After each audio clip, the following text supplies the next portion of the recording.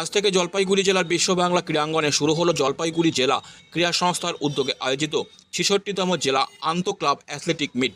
এই প্রতিযোগিতায় জেলার ধূপগুড়ি, মালবাজার ও জলপাইগুড়ি সাব ডিভিশনের ২২টি ক্লাব থেকে মোট ৫৫৬ জন অ্যাথলেট অংশগ্রহণ করেছেন। প্রতিযোগিতার সূচনা করেন সংস্থার কার্যকরী সভাপতি গৌতম দাস, যিনি পতাকা উত্তোলনের মাধ্যমে মিটটির আনুষ্ঠানিক উদ্বোধন করেন। প্রতিযোগিতার প্রথম দিনে ছাত্রদের বিভিন্ন ইভেন্ট অনুষ্ঠিত হবে। আগামীকাল ছাত্রীদের ইভেন্টগুলি অনুষ্ঠিত হবে।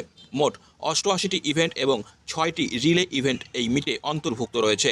এখান থেকে জেলা দল নির্বাচন করা হবে, যারা রাজ্য স্তরের প্রতিযোগিতায় জলপাইগুড়ির প্রতিনিধিত্ব করবে। উদ্বোধনী অনুষ্ঠানে জেলার একাধিক প্রাক্তন খেলোয়াড় অংশগ্রহণ করেন। আয়োজক সংস্থা জানিয়েছে, প্রতিযোগিতাটি 10টি গ্রুপে ভাগ করে করা হয়েছে এবং প্রতিযোগীরা উৎসাহের সঙ্গে অংশগ্রহণ করছেন।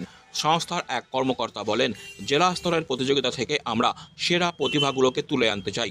এ ধরনের ইভেন্ট জেলার ক্রীড়া সংস্কৃতিকে আরও সমৃদ্ধ করবে। প্রতিযোগিতার দ্বিতীয় দিনের শেষে বিজয়ীদের নাম ঘোষণা ও পুরস্কার বিতরণ করা হবে। এটা হচ্ছে জলপাইগুড়ি ক্রীড়া সংস্থা।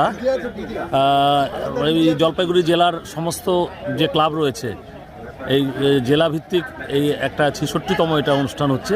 ৬৬তম আমাদের অ্যাথলেট মিট, বার্ষিক অ্যাথলেট মিটটা হচ্ছে দুদিনের, প্রতি বছরই এটা হয়।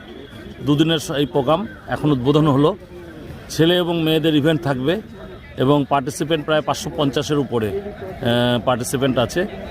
আমাদেরকে সাপোর্ট দিচ্ছে হচ্ছে সাই স্পোর্টস অথরিটি অফ ইন্ডিয়া, এবং এখানে যে রুল অনুযায়ী হচ্ছে আর কি, সেটা হচ্ছে ন্যাশনাল মডেল, যেটা আমাদের রুল আছে সেই রুল অনুযায়ী এখানে হচ্ছে এবং আমাদের রাজ্য স্তরে যে নিয়ম আছে সেই হিসাবেই আমরা এইটা পরিচালনা করছি। এখানে যারা সফল হবে তাদেরকে আমরা রাজ্যে প্রতিনিধিত্ব করতে পাঠাবো।